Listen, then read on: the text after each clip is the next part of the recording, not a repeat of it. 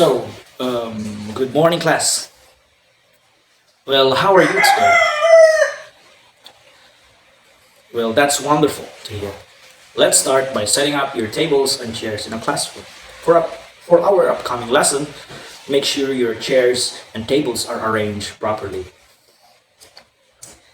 Before I will start with my discussion, I will show you a picture, and I want you to guess what the picture means. So, this is the picture. I'll give you 5 seconds to guess what does this picture tries to convey.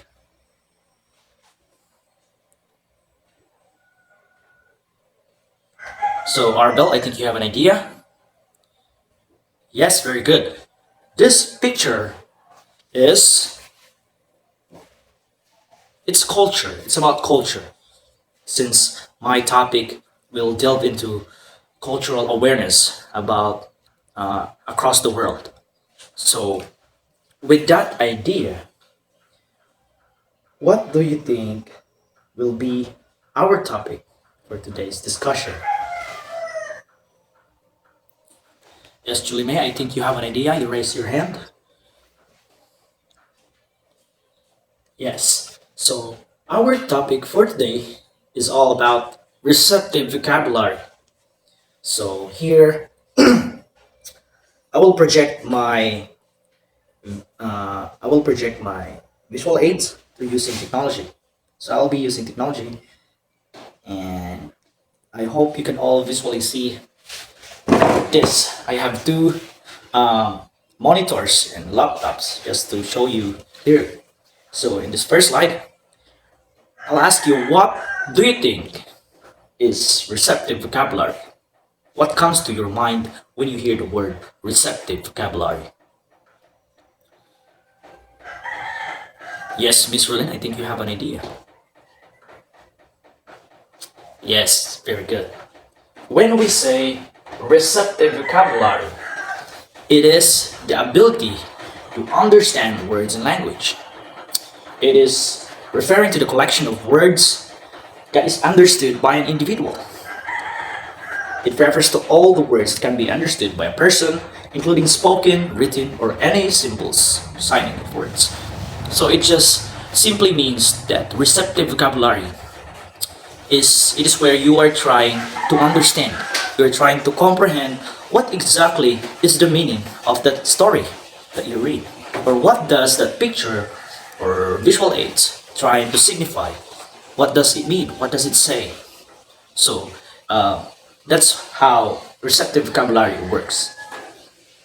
So it's very understandable, right? So I have this sample concept of receptive vocabulary with a kid named Arbel. So at breakfast, Arbel's mom says, "It's time for juice." Without missing a beat, Arbel rushes to the seat. That's because he understands the word juice and associates it with his favorite drink from his receptive vocabulary bank. So when Arbel hears what his mom says, that it's time for juice, the excitement, the adrenaline rush comes out from Arbel's inner core because juice for him as a young kid is tasty. It's worth a thirst quencher. So that's how he perceives the word of juice. So when they are at the park, Arbel's dad yells, "Swing time!" Arbel responds instantly, running gleefully towards the swings. Here again, swing has a specific meaning in Arbel's mind. So the provoking thought of this word is swing. So why is that? Because swing is a fun activity that most kids enjoys to play with. So since Arbel is still a kid, he knows that swing, just like juice, is awakening his adrenaline rush, his excitement, his pursuit. So that's the power of receptive vocabulary. You perceive what somebody says. You understand how it feels, either good, bad. So that's it. So let's head down to another page. At bedtime, when Arbel's grandma says, "Let's read a story," he clutches his favorite book tightly and settles in her lap. This demonstrates that his comprehension of story and its related action to summarize receptive vocabulary is integral to Arbel's daily life, helping him understand his world better. So, when Arbel grandma says that let's read a story, so of course Arbel perceives the idea of getting the book that he loves to read the most. So that's how he perceive what his grandma says. So it's very understandable, right? When we say again, receptive vocabulary is you receive what somebody says or sends a message, and you're trying to comprehend, you're trying to decode, analyze, think of what should you do, what should you say, and how will you respond. So that is receptive vocabulary. So in receptive vocabulary, I hope you see this, there are two types of receptive vocabulary. First is we have reading vocabulary. Second one is listening vocabulary. So when we say reading vocabulary, it refers to words that a student can read and understand. When students know more words, they are more able to understand what they read. So reading vocabulary, a good example for that is when you read a story. So of course, when you read a story, there are a lot of words that are very complex. But if you have this kind of sharp or wide vocabulary, or you know a lot of words, you understand it, so you can easily understand and comprehend what does the story say. So reading vocabulary simply means testing your vocabulary, the wideness of vocabulary. If you know a lot of words, then that's an advantage for you to easily understand what you read. So now, listening vocabulary. So when we say listening vocabulary, it comprises words that we understand through hearing. So if reading vocabulary is you are understanding what you read, in listening vocabulary is understanding what you hear. What you hear, or it refers to the words that we need to know to understand what we hear.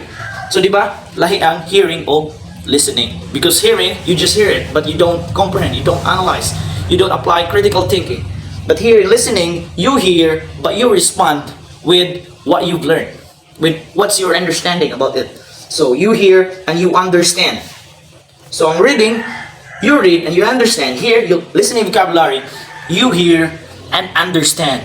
Respond to the following questions. So that is listening vocabulary. So, assuming that you understand already, have you all understand what I've discussed about receptive vocabulary? So there's just one thing that you should always remember. When we say receptive vocabulary, it is in short of receive. What you receive, but you will decode in return. You will understand, you will comprehend, you will apply critical thinking to what exactly does that statement say, or what does that picture, visual aid convey. So that is receptive vocabulary. So now, this is the exciting part. Let's have a game. So this game is called ROWPVT. So this is my term of game, or a receptive one-word picture vocabulary test. And before I proceed with my games, let's first read a short story, and I want you to understand. Listen closely and understand every word or statement, because all the questions that I will be revealing to you is coming from, all the questions that I will be giving to you, all the answer of it is coming from this story. So, to test your receptive vocabulary. So here, this is the story of Vladimir Zelensky. Vladimir Zelensky is a smart guy who knows how to speak different language. He grew up with an interest of reading books that contains diverse culture. Under the world, one time, his friend, namely Vladimir Putin, whose religion is Islam, approached him and asked, "Tell me something, what makes you different from me?" Vladimir Zelensky responded, "Well, the thing that sets you apart from me is I came from an Eastern Orthodox religion from Russia. What your book, Quran, says differs from ours. Vladimir Putin responded, "Oh, I see. How about ethnicity? Which tribe do you belong?" Vladimir Zelensky is responding, "I belong to a tribe called Igorot." So the next page is, so their conversation went deep as they both shared their past experiences that traveling around the world. Vladimir Zelensky said, "Vladimir, I really love, or I cannot forget, the iconic landmark of New York, the Empire State Building." And Vladimir Putin responded, "Exactly, it's beautiful. I've also loved the facade of Leaning Tower of Pisa in Italy. It's really an amazing place to be in your bucket list to go to." Vladimir Zelensky said, "I have been to Italy to almost 1 month, and I saw many girls wearing hijab. Hijab. I think Muslims girls love to visit Italy." After 1 hour of their conversation, they were interrupted by rude tongue Muay Thai champion and asked them both if they can come with him to watch his fight against Muhammad Ali in a battle fight. So, assuming that you understand the story that I've said, let's now play the guess the word. Are you ready? So I think you can visually see what this picture is. I hope this is clear for you guys. I don't have any projector, so I will just project my discussion through this laptop and computer. So ready? So the players, I will divide you class in two. There's a group 1 and group 2. Group 1 is the team Saranghae, and the group 2 is the team Arigato. So this is the game mechanics. Guess the word that links the 4 pictures together in 1 minute. So, guess the word bottle. Are you ready? Yes. So easy level. We have an easy level. So, what is the word that links these 4 pictures together? I'll give you 5 seconds to answer. Yes, very good, group 1. The answer of this is, it's language. How about the second question? What's the word that links these 4 pictures together? It is a social group composed chiefly of numerous families, clans, generation, ancestry, and language. Yes, group 2. The answer is tribe. Tribe. The next one is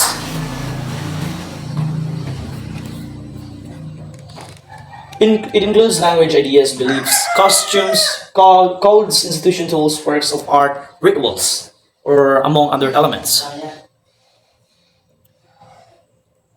Yeah, that's right, group 1. The answer is culture. Culture. And here, it is the process of looking at a series written symbols and getting meaning from them. I'll give you 5 seconds to answer. Yes, that's right. The answer is reading. Reading. That's the answer. So the answer is reading. So now let's proceed to another question. This is the average level. So good luck. What does the word that links these 4 pictures? Yes, that's right, group 2. The answer is Muay Thai. Another question is, what's the word that links these 4 pictures?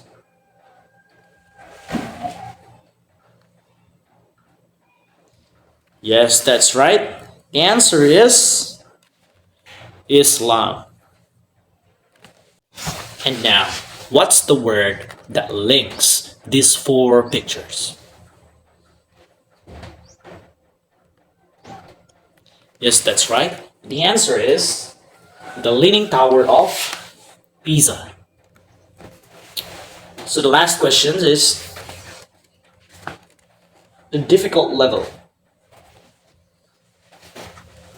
What's the word that links these four pictures?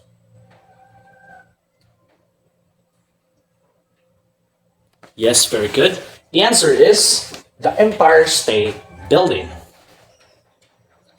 Last one is what's the word that links these four pictures?